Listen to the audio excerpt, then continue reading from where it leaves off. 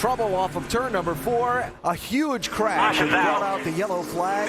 Cars involved, Elliott Sadler in the 88 at the bottom of the racetrack, and the 27 car just piled into him. Wow. That is Drew Herring, and a terrible crash off of turn number 4 has brought the yellow out for the 3rd time in this race.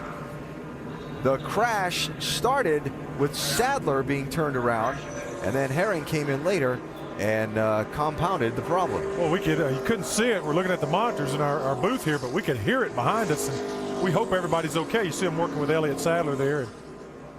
Window net down on the Herring car. So a 3rd caution of this race out with 65 laps to go for trouble that started in turn 4 for Elliott Sadler.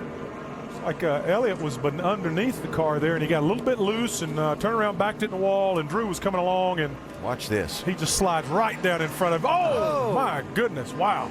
That is a hard hit.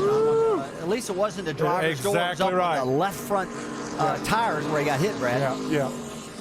Elliott backs into the fence there and just can't hold the brakes long enough here, Rusty. You and see the car roll. Oh, my goodness. Woo. And Brad, where he got loose was what we talked about early in countdown. Wow. Off of turn 4, everybody gets loose up in that corner, especially if you got a car to your outside. Elliott was underneath them and just lost that aerodynamic downforce, caused him to spin. And boy, that's a violent crash. Oh, my goodness. Herring making his first start here at Dover. Well, first let's watch this in real time and listen.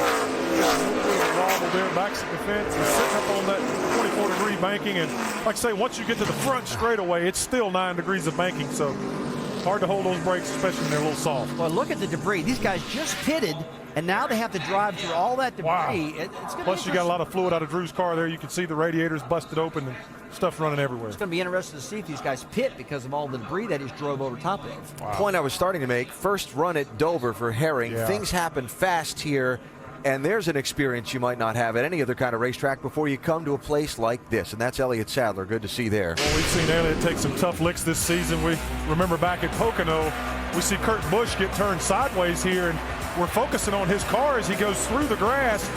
And in the corner of the picture, out of nowhere, you're going to see Elliott Sadler come in right there. Here he comes right now. Bam! Head on into the wall. Horrific crash. Here we are now in a nationwide race a couple of months later. Gets underneath the 16, bobbles, backs into the fence. Can't quite hold those brakes. And poor old Drew Herring had nowhere to go, and Elliott's taking another brutal lick. Body's a little beat up this year after racing, without question. I tell you, I think, Alan, you can honestly say Drew Herring really did not have anywhere to go. I mean, his speed he was carrying off at turn 4, he couldn't have changed lanes at that particular point.